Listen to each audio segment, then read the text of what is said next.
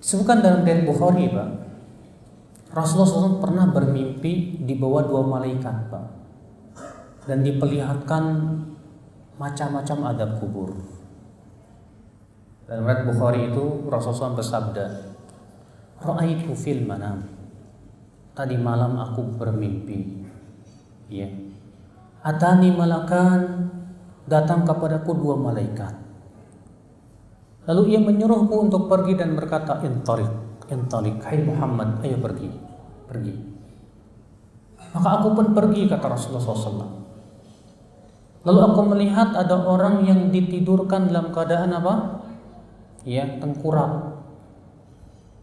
Sementara satu orang lagi membawa batu yang besar.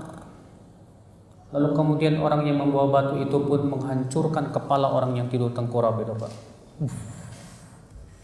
Lalu kemudian batu itu menggelinding.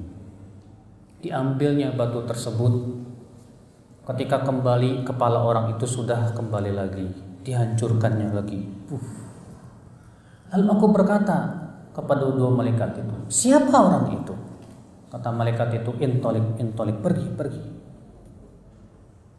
Kemudian aku melewati orang yang mulutnya disobek, Pak, sampai ke tengkuknya.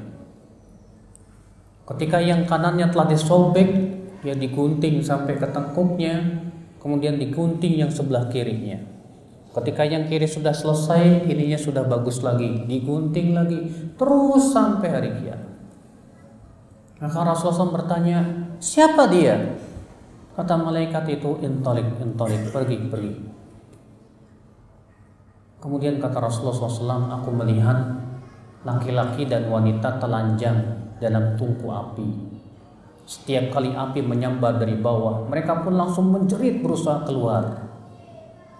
Lalu aku berkata, "Siapa mereka?" Iya. Dua malaikat itu berkata, pergi. Dalam riwayat Ibnu Khuzaimah ada tambahan. Lalu aku melihat wanita yang payudaranya dipatuk ular. Lalu aku berkata, "Siapa itu?" Kata malaikat, pergi. Kemudian kata Rasulullah SAW, lalu aku melihat ada orang yang berenang di sungai darah.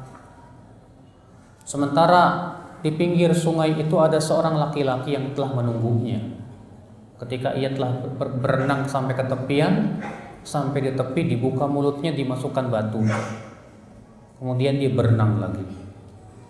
Setiap sampai ke tepi dibuka lagi, masukkan batu. Lalu aku berkata, "Siapa dia?" Kata malaikat itu, pergi. Lalu kemudian aku pun masuk ke sebuah taman, kebun yang indah. Dan aku melihat di situ ada seorang laki-laki yang sangat tinggi, kata Rasulullah. Hampir-hampir aku tidak bisa melihat wajahnya. Dan di sekitarnya ada anak-anak kecil. Lalu mereka itu berkata, "Pergilah ke pohon itu." Aku pun mendatangi pohon tersebut. Lalu kemudian mereka itu berkata, "Naiklah." Kemudian aku naik. Ternyata di atasnya ada sebuah rumah. Lalu aku masuk dan melihat, kata Rasulullah SAW, ternyata di situ terdapat arwahnya kaum mukminin. Lalu malaikat itu berkata lagi, "Naik lagi." Maka aku pun naik lagi, kata Rasulullah SAW. Maka di atasnya ada rumah lagi yang lebih bagus dari yang di bawahnya. Lalu dikatakan kepadaku, "Ya, masuklah." Aku masuk. Ternyata di dalamnya arwahnya para syuhada. Lalu malaikat itu berkata, naik lagi.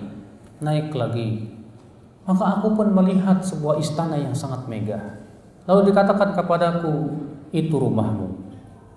Maka aku minta izin untuk masuk. Maka malaikat berkata, "Belum saatnya." Kemudian Rasulullah bertanya, "Kabarkan kepadaku, yang aku lihat itu siapa mereka?" Kata malaikat itu, "Amal an, na'am. Adapun sekarang, ya, kami akan kabarkan kepadamu.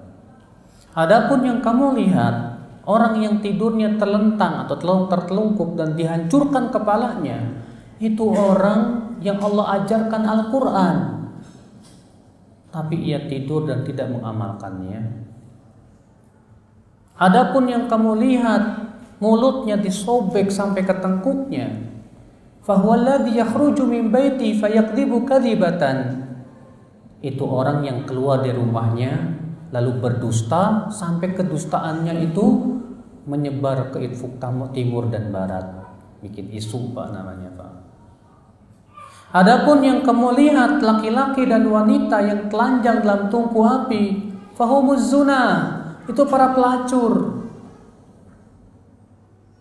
Adapun yang kamu lihat wanita yang dipatuk ular, itu wanita-wanita yang tidak mau memberikan ASI-nya kepada anaknya.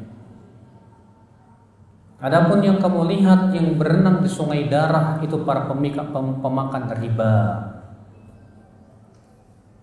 Dan yang kamu lihat lelaki yang sangat buruk wajahnya itu adalah malaikat Malik, penjaga api neraka.